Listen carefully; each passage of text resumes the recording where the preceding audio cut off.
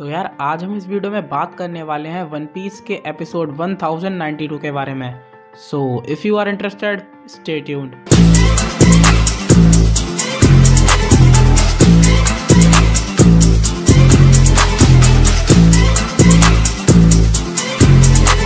तो यार एपिसोड की स्टार्टिंग में हमें न्यू वर्ल्ड दिखाया जाता है, जहाँ पे एक वर्ल्ड गवर्नमेंट की शिप होती है जिसमें कुछ लोग बैठे होते हैं और कुछ बातें कर रहे होते हैं, जिसमें एक आदमी बोलता है, ध्यान से सुनो, इस वर्ल्ड में केवल एक ही वेगापंक है, लेकिन वो काफ़ी ज़्यादा बिजी रहता है क्योंकि वो एक जीनियस है। उसके पास ज़्यादा समय नहीं था, तो उसे एक आइडिया आया कि वो खुद को 6 हिस्सों में बांट दे और उनको उसने नाम दिया सैटेलाइट्स, जिसमें पंक 1 शाका, पंक 2 लिलिथ, पंक 3 एडिसन, पंक 4 पाइथागोरस, पंक 5 एटलस, पंक 6 योर्क है। दूसरे शब्दों में कहें तो ये 6 सैटेलाइट्स वेगापंक हैं। और फिर हम देखते हैं कि वो शिप और किसी की नहीं बल्कि लूसी की होती है, जिसे हमने वाटर 7 में देखा था। अरे वही जो रॉबिन को किडनैप करके ले गया था। फिर वो लूसी बोलता है कि मैं पागल ही हूँगा जो सोचूंगा कि ये सच है। एक जीनियस होना भी काफ़ी बेकार है। और पड़ोस में एक लड़की बैठी होती है जो कि स्टसी होती है। वो बोलती है कि उसकी बिल्लियाँ काफ़ी दिक्कत कर सकती हैं उसके मालिक की तरह, यानी वेगापंक। और उसके पड़ोस में एक पैसिफिस्ता को बैठा हुआ देखते हैं जो कि काफ़ी अलग लग रहा होता है। और फिर हमें उनका प्लान रिवील होता है कि वो उस पैसिफिस्ता को एगहेड पर छोड़ने जा रहे हैं और सारे वेगापंक को मारने जा रहे हैं। और फिर वो आदमी बोलता है जो पीछे बैठा हुआ था, जो कि काकू होता है। काकू बोलता है कि उस लैब में काफ़ी सारी वैल्यूएबल चीज़ें हैं, तो थोड़ा संभल कर रहना। फिर लूसी बोलता है हम उसे मारने जा रहे हैं, क्या लुलूसिया के साथ जो हुआ इसका उससे कुछ लेना देना है। और फिर हमें एगहेड आइलैंड दिखाया जाता है, जहाँ पर वो दोनों रोबोट लड़ ही रहे होते हैं। नीचे जिम्बे और एटलस उन्हें देख रहे होते हैं, जहाँ पर जिम्बे एटलस से पूछता है तो तुम वेगापंक हो, लेकिन मैंने कभी नहीं सुना था कि वेगापंक एक बच्ची है और इतनी बड़ी है। और फिर हमें लूफी, बॉनी और चॉपर दिखाए जाते हैं, जो खा खा कर गुब्बारे की तरह फूल गए होते हैं। इतने में ही वहाँ पर एक रोबोट डॉग आता है। जिम्बे पूछता है कि ये क्या है, जिस पर एटलस बोलती है कि ये एक रिसाइकल ही है, ये सारे कचरे को कंज्यूम करके उसे रिसाइकिल करके नया बना देता है। और जैसा कि उसने बोला था वो वही करता है। तो वो लोग कहते हैं अच्छा तो ये तुम्हारा खाना है। और लूफी कुछ कचरे को ज़मीन में फेंक देता है और वो रोबोट डॉग लूफी के हाथ को ही चबाने लगता है और उन तीनों के पीछे पड़ जाता है। बॉनी बोलती है ये मेरे पीछे क्यों पड़ा है। चॉपर भी बोलता है कि लूफी ने ये सब किया है तो ये मेरे पीछे क्यों पड़ा है, जिस पर एटलस कहती है कि वो गंदगी को बर्दाश्त नहीं कर सकता। लूफी उससे कहता है कि तुम्हें ये पहले बताना चाहिए था। फिर हम देखते हैं कि उस डॉग ने उन्हें काट काट के पतला कर दिया होता है। फिर एटलस कहती है गलती तुम्हारी है, तुम्हें कूड़े को कचरे में डालना चाहिए था, जिस पर लूफी उससे माफ़ी मांगता है।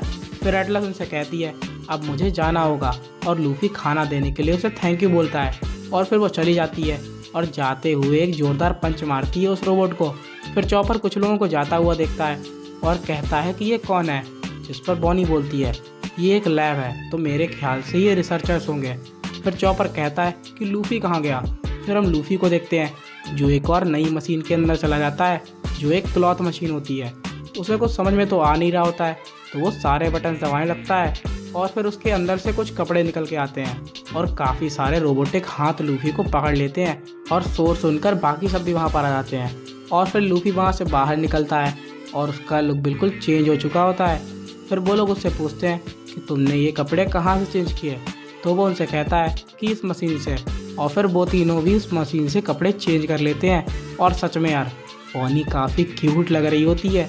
हाँ मुझे पता है कि वो सिर्फ 12 ईयर्स की है, पर फिर भी यार।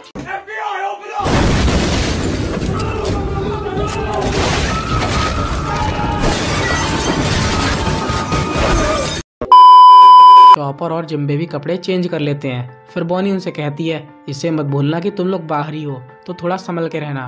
मैं एक वेपन ढूंढने जा रही हूँ जिससे मैं वेगापंक को मार सकूँ। वो लोग भी उससे कहते हैं तुम भी अपना ध्यान रखना। इतने में ही लूफी को कुछ अजीब सी प्रेजेंस महसूस होती है और वो ऊपर चढ़कर बॉनी को रोकता है। बॉनी बोलती है क्या हुआ। इतने में ही हम देखते हैं कि वो पैसिफिस्ता वहाँ पर आ चुका होता है। लूफी उसे देख लेता है और बोलता है कि ये कूमा है। फिर लूफी बोलता है क्या ये हम लोगों को ढूंढ रहा है। इतने में ही लूफी अपने हाथ में हाकी की कोटिंग कर लेता है और वो पैसिफिस्ता यानी कूमा किसी को ढूंढ रहा होता है। और लूफी भी बिल्कुल तैयार बैठा होता है अटैक के लिए।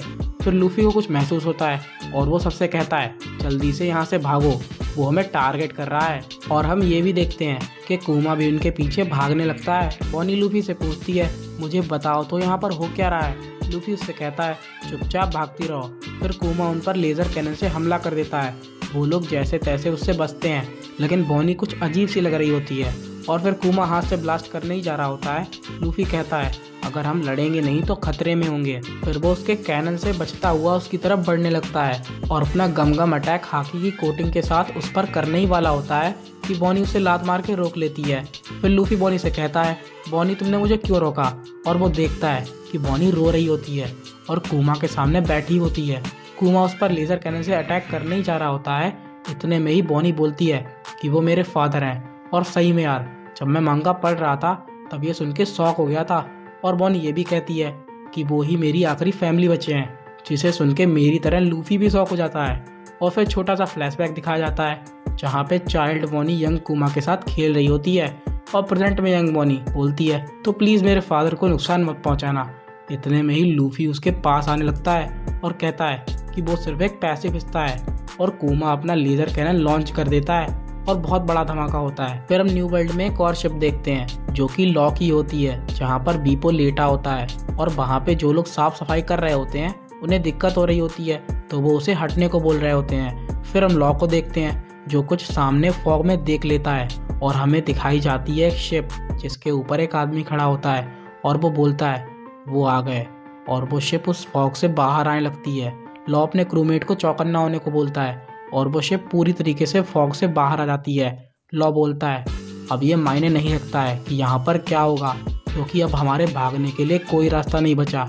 और हम ब्लैक बियर्ड को अपनी शिप पर खड़ा हुआ देखते हैं और उसके कुछ क्रूमेट्स भी दिखाए जाते हैं, जिनमें जीसस बर्गस जो कि ओनर होता है स्ट्रॉन्ग फ्रूट का, बैन ओगर जो कि ओनर होता है वार्ब्रा फ्रूट का, स्ट्रॉन्गर जो कि ओनर होता है हॉर्स फ्रूट का, जो कि एक मिथिकल टाइप डायल फ्रूट है जिसका मॉडल है पेगासस, डॉक्टर क्यू जो कि ओनर होता है सिक फ्रूट का, और emperor of the sea Blackbeard Marshall D Teach जिसकी बाउंटी है 3.996 बिलियन बेरीज।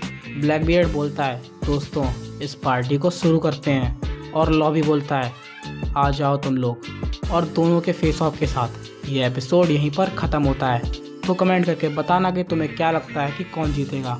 और चैनल पर नया हो तो चैनल को सब्सक्राइब कर देना। वीडियो पसंद आई तो वीडियो को लाइक और अपने फ्रेंड्स में शेयर जरूर कर देना। मैं मिलता हूँ तुमसे अगले वीडियो में, तब तक के लिए सायोनारा।